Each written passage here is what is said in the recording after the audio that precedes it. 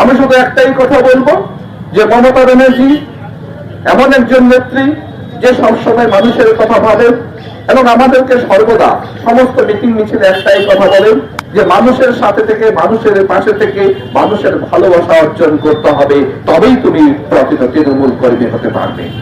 কিন্তু মমতা ব্যানার্জি এমন একজন নেত্রী, কারো কুৎসায় কোনো অপপ্রচারে কান দেন না, শুধু নিজের কাজটা বুঝেন এবং তিনি একটাই কথা বলেন যে উপরে যদি ভগবান থেকে থাকে, যদি আমরা আল্লাহ ভগবানে বিশ্বাসী হয়ে থাকি এবং আমরা যদি এটাকে মানি, নরমুখে নারায়ণ, জনতা জনার্দন, জনগণ যদি সঙ্গে থাকে, পৃথিবীর কোন শক্তির ক্ষমতা নেই এই মমতা ব্যানার্জিকে ক্ষমতাতে হাঁটাতে পারে। তাই তিনি সর্বদাই জনতা জনার্দনের সেবা করে চলেছেন। আপনারা দেখবেন একদিকে যেমন মমতা ব্যানার্জি রয়েছে, সেই মমতা ব্যানার্জির আদর্শে অনুপ্রাণিত হয়ে আমাদের সত্যপাল কিন্তু একই পথের প্রতীক হয়েছেন। উনি একজন সাধারণ কর্মী থেকে শুরু করে একজন সাধারণ পঞ্চায়েত সমিতির মেম্বার থেকে আজকে তিনি এমএলএ, আপনাদের আশীর্বাদ দোয়া, আপনাদের ভোটের মাধ্যমে হয়েছেন এবং মমতা ব্যানার্জির আশীর্বাদে তিনি প্রতিমন্ত্রী হিসাবে আমাদের মধ্যে উপস্থিত হয়েছেন। এত কিছু পরেও কিন্তু তার মধ্যে কোনো পরিবর্তন আসেনি। আমরা এমএলএ দেখতে পারতাম না, আমরা মন্ত্রী দেখতাম, মুখি মেরে তার কাছে যাওয়া যেত না।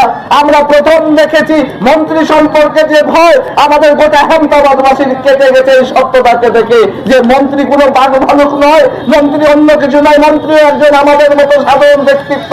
সেটা প্রমাণ করেছে সত্যজিৎ বর্মন। আমাদের জন্য সকাল থেকে সন্ধ্যা অব্দি, রাত্রি অব্দি সেই চায়ের দোকানে বসে থাকে। আমি মন্ত্রী হওয়ার পর একটা কথা বলেছিলাম যে তোমার কিন্তু উচিত এই রুমিয়া মোড়ে একটা কাচের ঘর করে নেওয়া, একটা এসি বসে চুপচাপ বসে থাকবে, আমরা চিরকুট নিয়ে বাইরে বসে থাকবো, লোক আসবে, এক এক করে দেখা করাবো। কিন্তু বলেছিলেন যে আজকে আমি যে এমএলএ থেকে মন্ত্রী হয়েছি এটা আমার পৈতৃক সম্পত্তি নয়। আজকে গোটা আহমেদাবাদবাসী আমাকে আশীর্বাদ করেছেন, দোয়া করেছেন, ভোট দিয়েছেন, ভালোবেসেছেন বলে আজকে আমি এই জায়গাটায় বসেছি। আজকে তুমি ভালো করে খেয়াল করে দেখো, আমাদের যে গ্রামের মানুষটা রয়েছে সে লুঙ্গি পরে, গামছা পরে, চেরা জামা কাপড় পরে মাঠে কাজ করছে, কোনো সমস্যা হলে আমার কাছে ছুটে আসে। এই আমি যদি কাচের ঘরে এসিতে বসে থাকি, সেই লোকটা কিন্তু আমার কাচের ঘরে ঢুকতে পারবে না, সাহস পাবে না।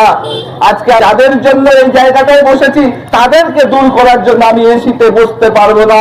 এই বট গাছ, এই যত কাজ হয়েছিল সত্যজিৎ বর্মন এই 5 বছরে তার থেকে বেশি কাজ করে দেখিয়েছে, এটা আমরা গর্ব করে বলতে পারি। সত্যজিৎ বর্মন একটা ব্যক্তিত্ব, তিনি কথা কম বলেন, তিনি কথার থেকে ভাষণবাজিতে তিনি বিশ্বাসী নয়, তিনি বিশ্বাসী কাজে। অনেকেই বিরোধী রয়েছেন, অনেকেই বলছেন যে সত্যজিৎ বর্মন বিধানসভায় আহমেদাবাদের জন্য